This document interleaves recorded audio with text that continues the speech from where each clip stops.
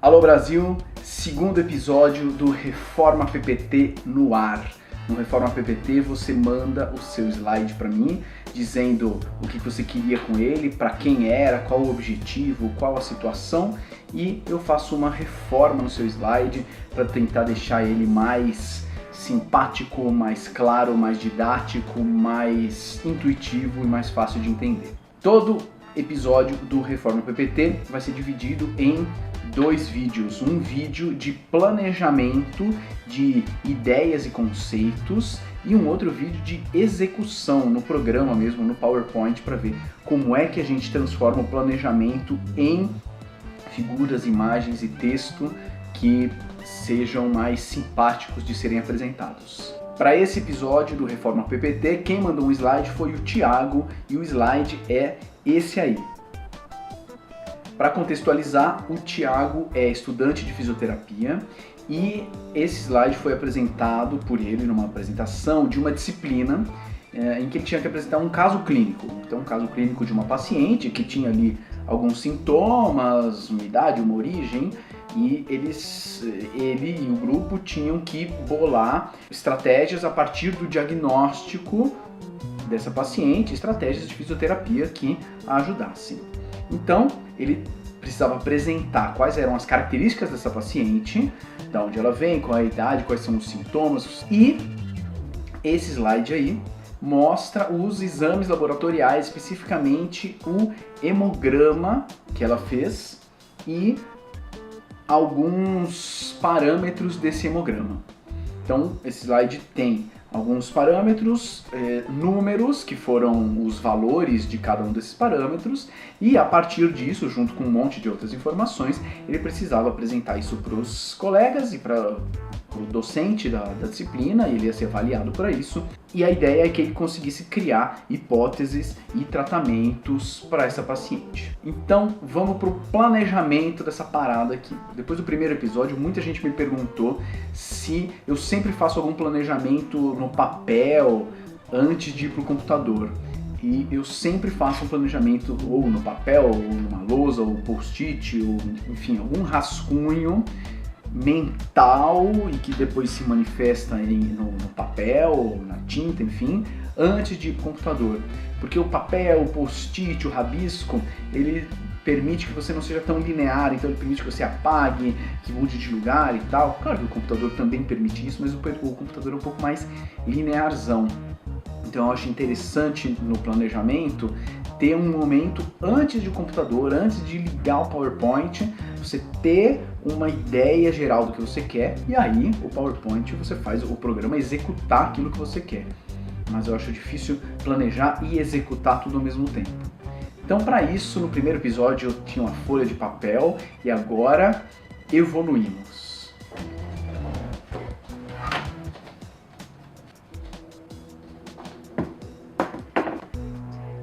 Lousa. Aí! Vamos, lousa, vamos! O slide que a gente tem é esse aqui. Esse slide aqui, ele tem texto e números de uma maneira chapadona, seca, e que dependendo da situação, eu até usaria esse slide desse jeito. Por exemplo, se o professor de uma disciplina quer provocar os alunos a entenderem melhor esses parâmetros e a ter essas habilidades de interpretação desses resultados mais chapadões que vêm em resultados laboratoriais, eu daria provavelmente o slide desse jeito, chapadão, pá, desse jeito, para que os alunos se virassem e entendessem o que cada coisa quer dizer. Ou seja, se o objetivo fosse não dar algo muito fácil e já mastigado, justamente para que o público se vire para resolver essa questão, eu usaria ele assim e beleza. Só que não é o caso. No caso, o Thiago tinha que apresentar isso e mostrar a partir disso, e de vários outros slides também, que ele tinha uma noção geral ali da situação da paciente e por causa dessa noção geral, ele conseguia propor algumas hipóteses e algumas soluções.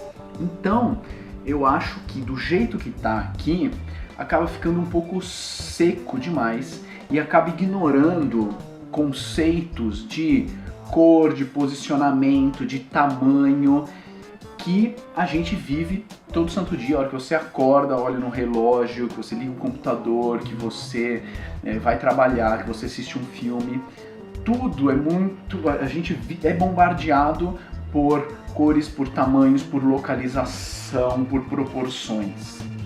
Só que, para quem não tem um treinamento, para quem não fez design, arquitetura ou coisas parecidas, para quem não tem esse treinamento, ou para quem é da área da saúde, por exemplo, que é o meu caso, é mais difícil você conseguir executar isso.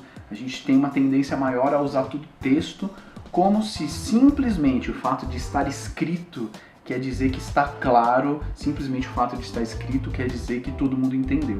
E eu acho que não, acho que a gente consegue se esforçar um pouco mais para fazer com que isso aqui fique mais fácil e fique mais gostoso de ser entendido. Então uma das coisas que a gente tem aqui, claro, né, são os parâmetros aqui do exame de sangue. Epa! Mas a gente tem também os valores dos exames, dos parâmetros.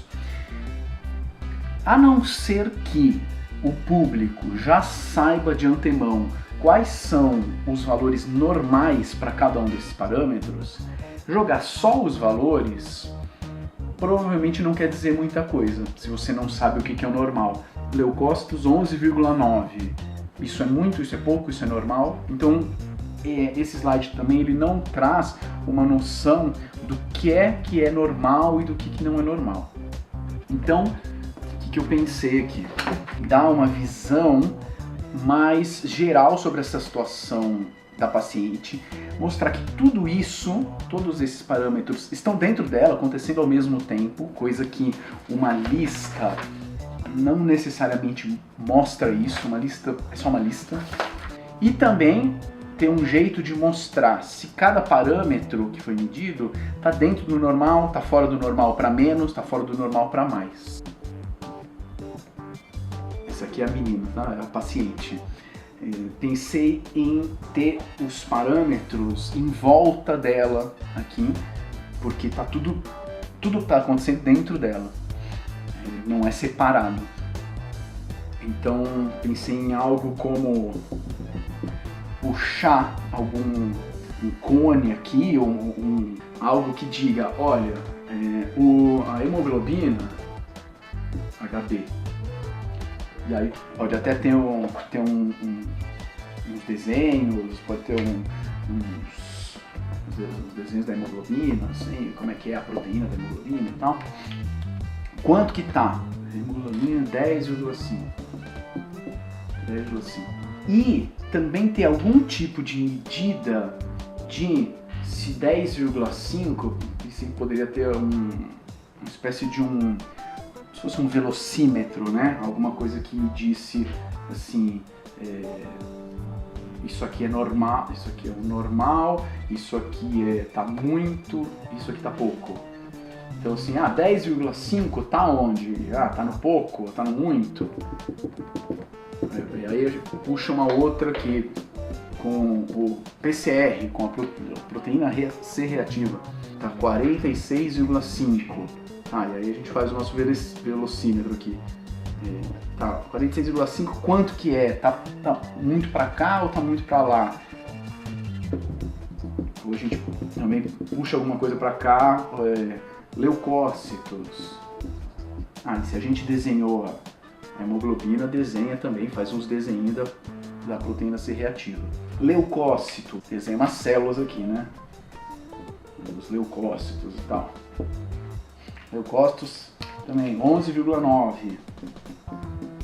E aí o nosso velocímetro aqui, 11,9 é muito ou é pouco? E aí os outros parâmetros aqui também. Então, o que eu pensei é ter um mapa mais visual que mostra que tudo está acontecendo dentro daquela menina, dentro dessa paciente, e que cada uma dessas coisas tem uma posição dentro do parâmetro de ser normal ou de não estar normal, ou seja, só isso aqui não nos diz se 10,5 é bom ou é ruim. Então pensei em colocar algo visual em que você tem uma noção geral de tudo, para que você consiga ter uma noção de, olha, então isso aqui está alto, mas isso aqui está baixo, mas ao mesmo tempo, então o que será que isso quer dizer? Isso me parece dar uma visão mais global desse tema e especificamente dos exames laboratoriais. Então vamos ver como é que ficou essa parada aí. Então o slide inicial era esse aqui e o resultado final foi esse aqui. Então a gente tem a paciente aqui no meio e dentro dela temos o parâmetro de hematócrito, então tem algumas hemácias aqui dentro, sendo que o hematócrito tem esse valor, e dentro de uma escala aqui de o verde sendo normal, esse vermelho aqui sendo abaixo do normal e o vermelho maior sendo acima do normal, o 33% está no limite inferior da normalidade, está um pouquinho fora da normalidade. Aí a mesma coisa para os outros parâmetros também. A hemoglobina 11,5 e também está no limite um pouquinho inferior do normal. Os leucócitos, aí a gente já tem mais leucócitos aqui, né, do que a gente tem nessas outras bolinhas, justamente porque os leucócitos a gente tem um pouco mais do que o normal dentro do corpo da paciente. As plaquetas 181, que está dentro do normal, dentro do esperado, e por fim a proteína C reativa. Então aqui também tem uma quantidade grande em relação a outras bolinhas, tem 46,5 que está num limite, já passou do limite normal, está fora do normal bem para mais do que o esperado. Então esse painel geral aqui me parece que dá mais possibilidade de discussão com o público consegue ter uma visão um pouquinho mais geral do que está acontecendo. Então o que vem a seguir, as hipóteses que vierem a seguir, os tratamentos que vierem a seguir, talvez estejam mais encaixados dentro do que o público está pensando, porque o público está acompanhando essa visão um pouco mais geral do que simplesmente uma lista que é um pouco linear demais. Então esse foi o planejamento e o resultado final do slide reformado. Se para você essas ideias, esses conceitos já estão suficientes, já abriram outras possibilidades para você trabalhar, fechou. Se você está curioso em saber como que algumas coisas aqui desse slide, desse resultado final foram feitas, assista o vídeo da execução, em que eu vou dar alguns detalhes sobre como fazer cada coisinha e de onde vêm essas imagens, de onde vêm essas figuras também, para você conseguir ter mais noção de como fazer aí no seu PowerPoint. Se você tiver afim de ter o seu slide reformado, manda o seu slide aqui para esse e-mail que está na descrição do vídeo, dizendo que situação que era essa da sua apresentação, qual era o público, o que você queria fazer com tudo isso, e aí eu pego esse slide e reformo, gravo um vídeo para você. Beleza?